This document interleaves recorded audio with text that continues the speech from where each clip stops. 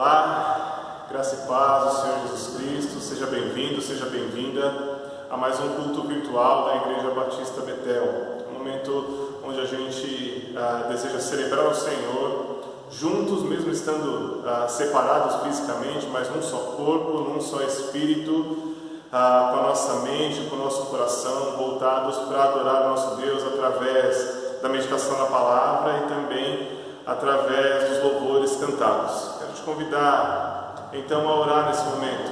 Me acompanhe em oração.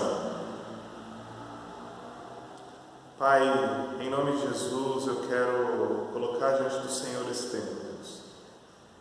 Que as pessoas que ouvirem essa mensagem, que as pessoas que verem esse vídeo, elas possam ser impactadas pelo Teu Espírito Santo. Em nome de Jesus, ó Pai, que o Senhor seja exaltado através desse culto que nós prestamos ao Senhor, Pai.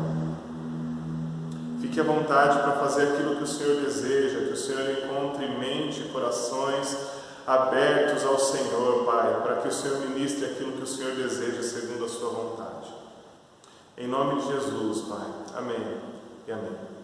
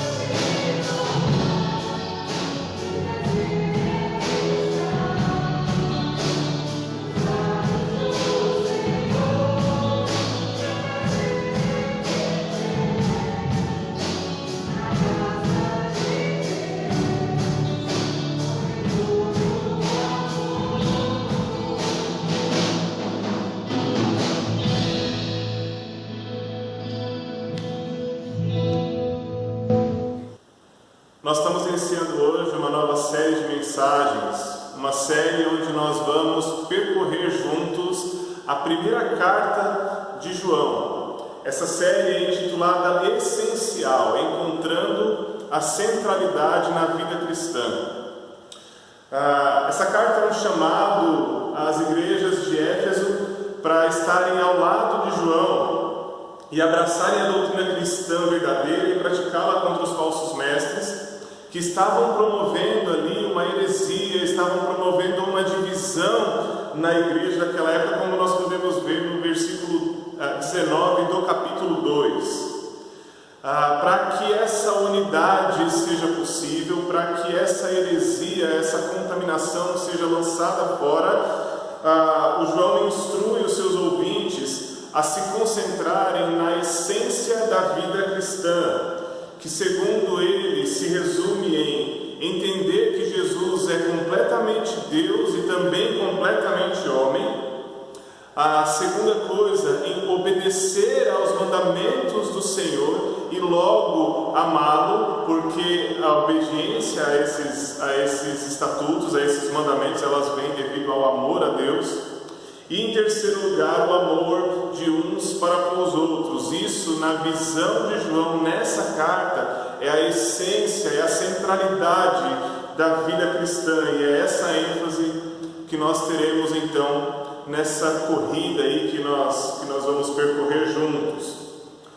Quando nós lemos a primeira carta de João, nós podemos perceber que a vida cristã, ela não é algo difícil, pelo contrário, ela é simples, se nós nos mantivermos no essencial. E essa mensagem de essencialidade, de centralidade, ela é muito importante nos tempos que nós estamos vivendo, onde infelizmente muitas vezes as pessoas acreditam que para servir a Jesus é necessário fazer uma série de pirofagias, entre outras coisas, quando na verdade o que Jesus espera de nós é algo essencial, é algo central e que nós vamos percorrer juntos aqui.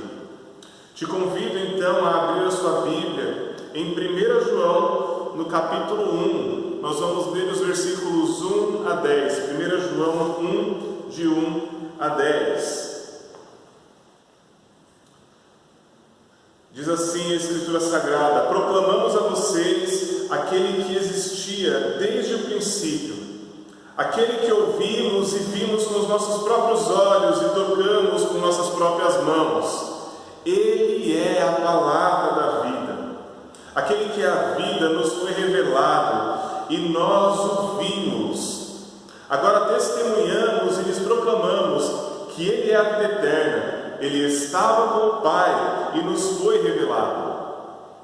Anunciamos-lhes aquilo que nós mesmos vimos e ouvimos, e para que tenham comunhão conosco.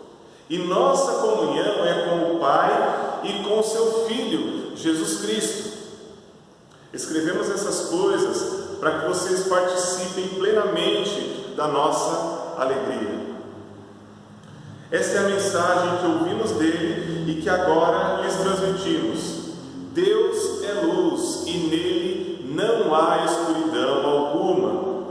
Portanto, se afirmamos que temos comunhão com ele, mas vivemos na escuridão, mentimos e não praticamos a verdade.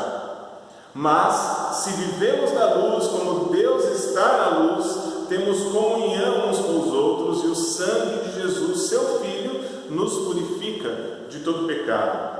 Se afirmarmos, versículo 8, que não temos pecados, enganamos a nós mesmos e não vivemos na verdade.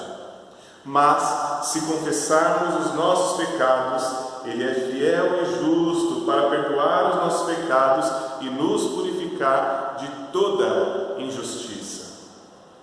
Se afirmamos que não pecamos, chamamos Deus de mentiroso e mostramos que não há em nós lugar para a sua palavra.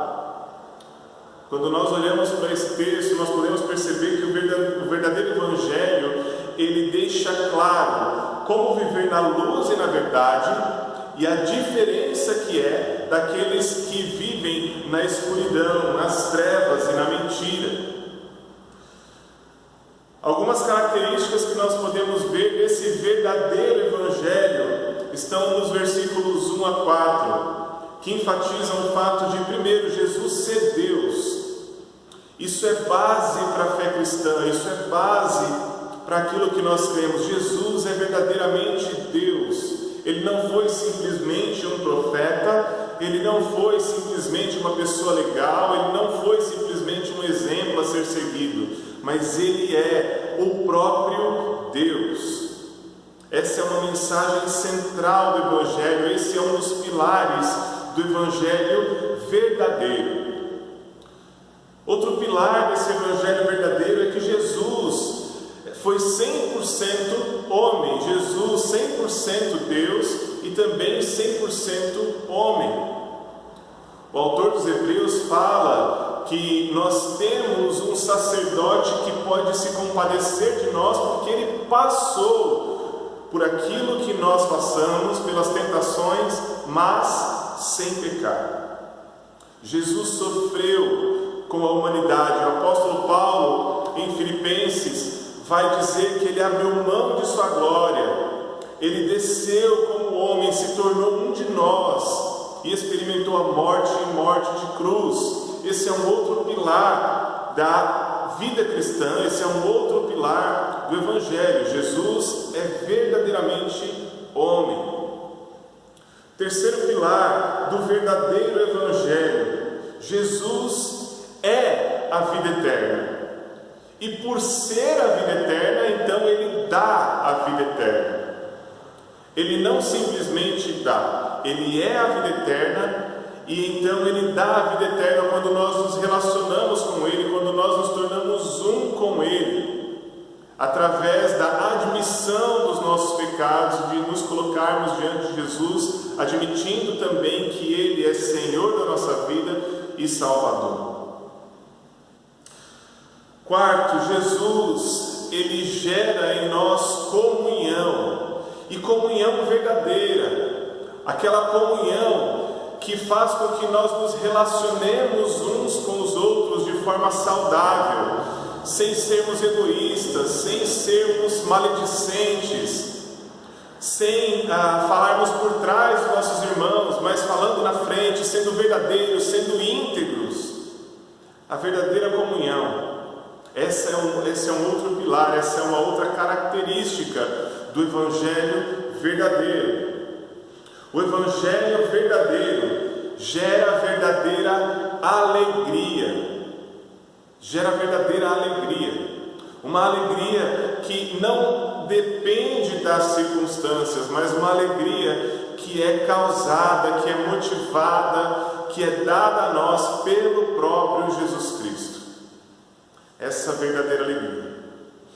Então nós vemos aqui alguns pilares do verdadeiro Evangelho. E aí você pode avaliar a sua vida, se você tem vivido esse verdadeiro Evangelho. Primeiro, você crê que Jesus é de fato Deus e não simplesmente um profeta comum? Você crê que Jesus Cristo é o Rei dos Reis, o Senhor dos Senhores, o Todo-Poderoso? Avalie a sua vida. Você entende que Jesus é verdadeiramente homem, que ele sofreu as mesmas tentações que eu e você?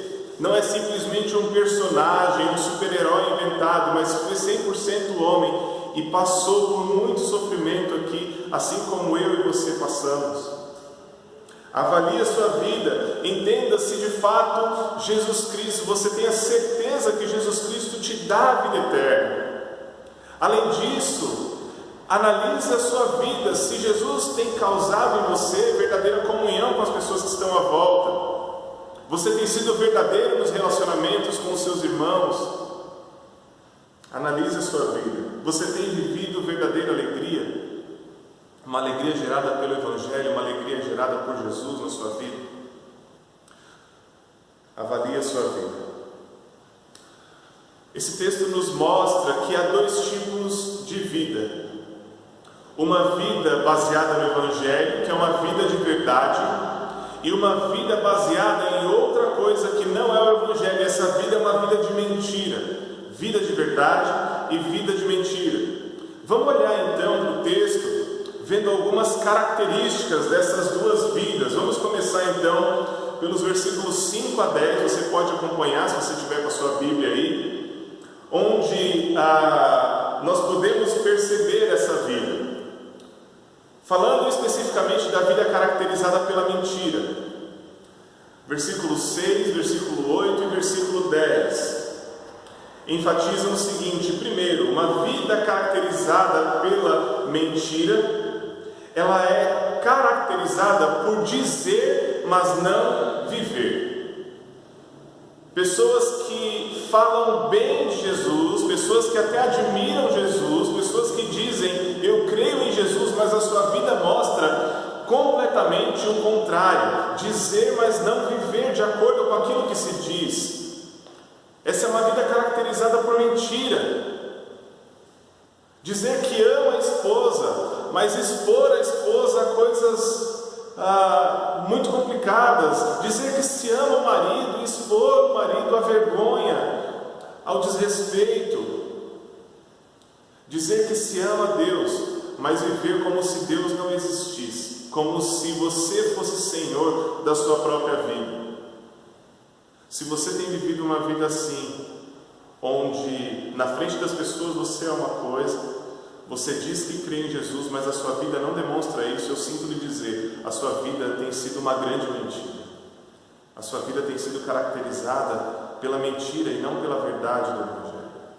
Porque essa é uma característica de uma vida caracterizada pela mentira. Segundo, não admitir-se como pecador. É aquela pessoa que está acima de tudo e acima de todos.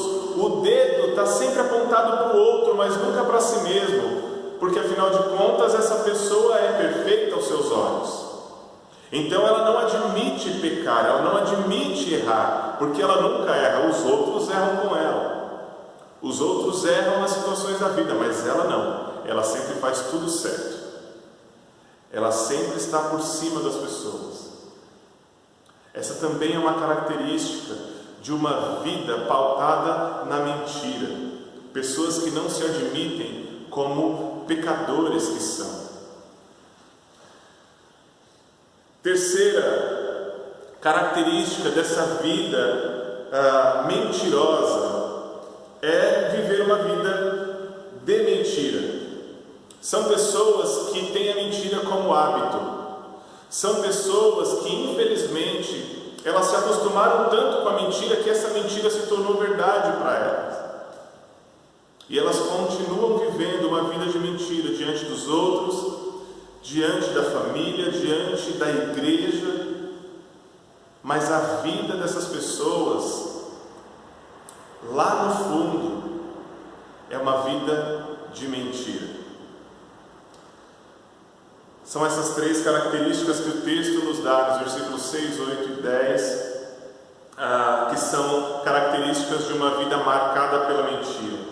Primeiro, dizer, mas não viver, uma vida que não condiz, as ações não condizem com aquilo que é a palavra, o que se diz. Segundo, essa pessoa não se admite como pecadora. E terceiro, ela vive uma vida de mentira. Agora o texto também nos diz de uma vida que é caracterizada pela verdade. E como Jesus diz, conhecereis a verdade vos libertará. Essa vida caracterizada pela verdade, que nós vemos retratada nos versículos 5, 7 e 9, ela tem um princípio, e esse princípio é: Deus é luz e nele não existe, não há treva alguma. Deus é luz e nele não há treva alguma. Sendo assim, aqueles que vivem nesse Deus e para esse Deus, com compromisso com esse Deus, também devem então viver da mesma forma. Não devem ter treva alguma em suas vidas. Algumas características então dessa vida baseada na verdade, caracterizada pela verdade, tendo como princípio o fato de que Deus é luz e que nele não há treva alguma. Primeiro, essa pessoa, ela anda na luz, e andar na luz é ser um com Deus, caminhando em integridade e obediência, porque Ele é a própria luz. A vida caracterizada pela verdade é uma vida caracterizada por andar na luz, sem medo de que os seus pecados, as suas mazelas sejam expostas, porque sabe que é pecador. A gente já vai falar a respeito de admissão, de admitir que se é pecador. Mas por ora, uma das características então da pessoa que anda na verdade é uma pessoa que anda na luz, que a luz pode bater nela e pode refletir na vida dela, pode iluminar a vida dela, que essa pessoa vai ser encontrada em integridade. E eu não estou falando de uma pessoa inerrante. Integridade tem a ver com admitir quem você é, quais são os seus erros, quais são as suas falhas. Mas não só admitir para si, admitir e lançar também sobre Jesus. A vida caracterizada pela verdade, ou aqueles que são caracterizados por uma vida de verdade, eles andam na luz, são um só com Deus, porque Deus é a própria luz. Segundo, essas pessoas, elas vivem em comunhão com o outro. Elas vivem numa comunhão saudável, elas mantêm relacionamentos comprometidos, saudáveis, relacionamentos íntegros, relacionamentos verdadeiros, porque o próprio Deus proporciona esses relacionamentos, e não só comunhão com os outros, com o meu irmão, com a minha irmã, mas também o relacionamento com Deus. O texto diz relacionamento com o Pai e também com o Filho, comunhão com Deus. Essa pessoa está constantemente caminhando com o Senhor. Essa pessoa está constantemente conversando com o Senhor, desfrutando de um relacionamento com o próprio Deus, em comunhão com o próprio Deus. Outro aspecto de uma vida caracterizada pela verdade é a purificação. Essa pessoa foi purificada dos seus pecados. E para falar de purificação, a gente já vai então para a próxima característica dessa pessoa que caminha na luz, que é a admissão e confissão. Admitir os seus pecados e confessar, porque Ele é fiel e justo para nos perdoar dos nossos pecados. E Ele nos purifica então de toda maldade. A vida de uma pessoa que anda na luz, a vida de uma pessoa caracterizada pela verdade, tem essas ênfases, tem esses pilares, essas características. A pessoa anda na luz, ela é uma só pessoa com Deus, ela tem comunhão com o outro e também comunhão com o Senhor. Ela foi purificada por Jesus e anda de acordo com essa purificação, caminha diante com essa purificação. Ela admite os seus pecados e os confessa. Baseado nisso, eu gostaria de te dizer algumas coisas. Em primeiro lugar, viva na luz e seja regido pelo próprio Deus. A imagem que me vem à mente é de uma orquestra. Uma orquestra que tem à sua frente um regente com a sua batuta fazendo alguns movimentos. E se alguém tocar fora do tom, se alguém fizer algo de errado, essa pessoa vai estar em dissonância com o restante da orquestra inteira. Para que você não ande em dissonância com a vida verdadeira que há em Cristo Jesus, você precisa ser regido pelo Mestre, pelo Maestro da sua vida, que é o próprio Deus. Segundo, não invente desculpas. Não invente desculpas.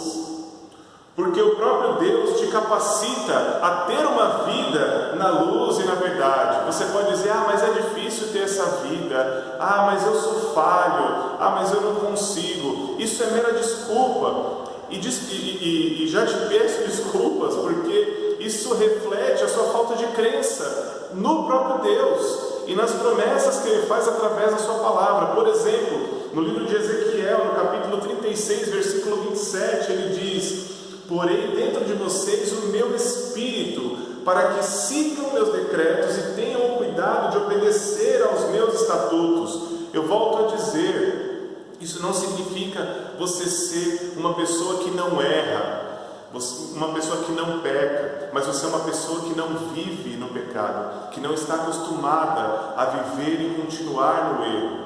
Você sempre se volta para o Senhor porque você sabe que Ele te capacita para viver uma vida segundo a sua vontade para você.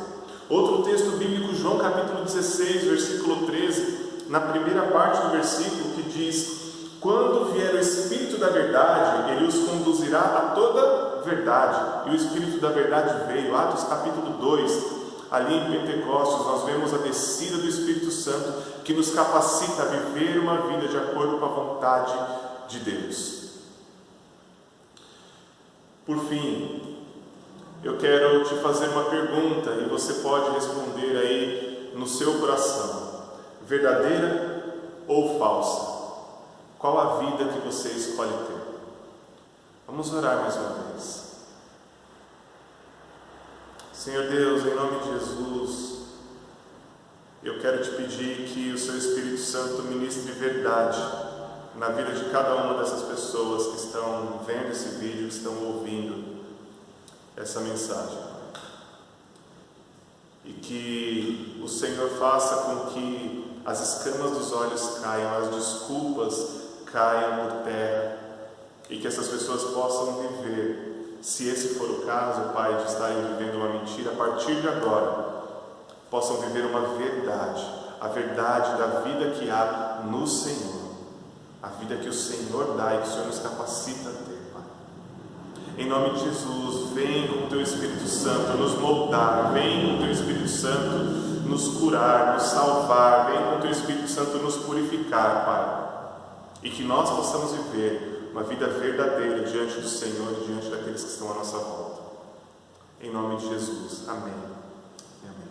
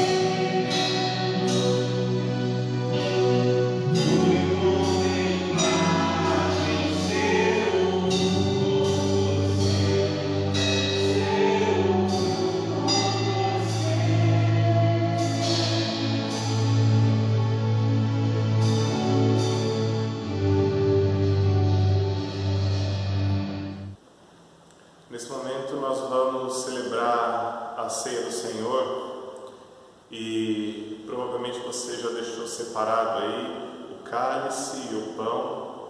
E nós vamos celebrar esse momento, embora distantes fisicamente, num só Espírito, num só corpo que somos, em unidade, a Igreja do Senhor espalhada. Te convido então a abrir sua Bíblia no capítulo 6 de João.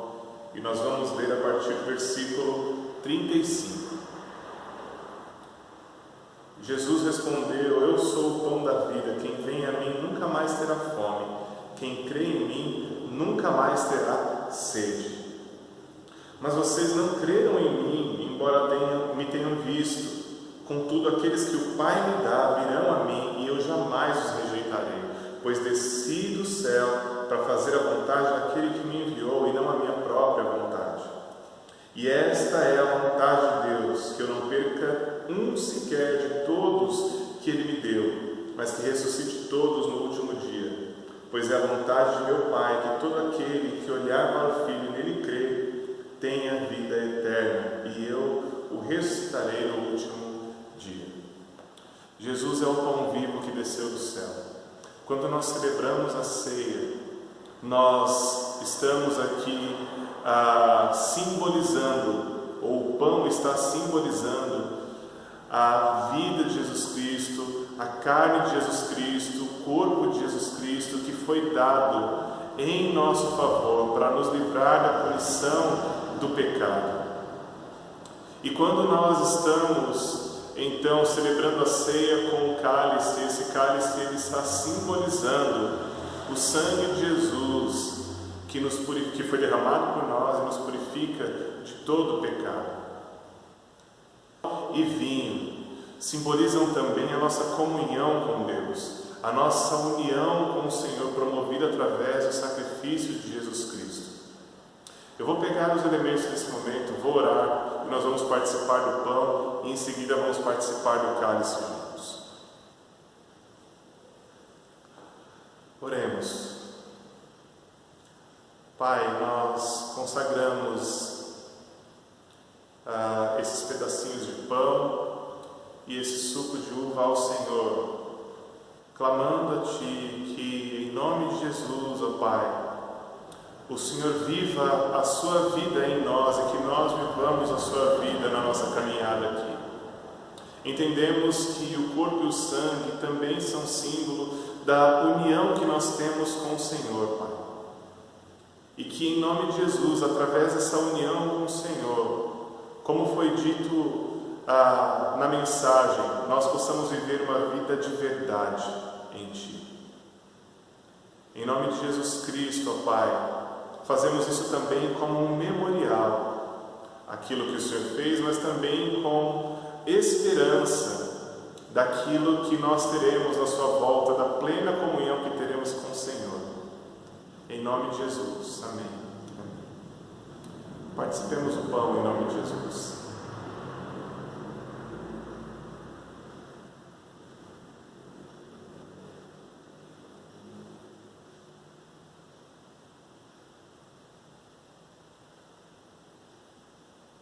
Amém. Participemos do cálice que simboliza o sangue de Jesus que foi derramado para nos purificar de todo pecado.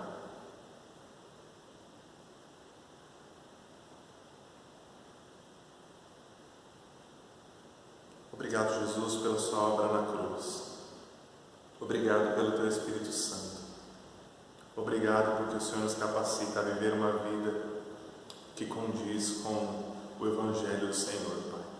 Apesar das nossas falhas, apesar de quem nós somos, que o Senhor brilhe a Tua luz em nós e que nós caminhemos na luz e na verdade. Essa é a minha oração em nome de Jesus. Amém e amém. Amém. Um forte abraço a você. Que Deus abençoe a você e toda a sua família.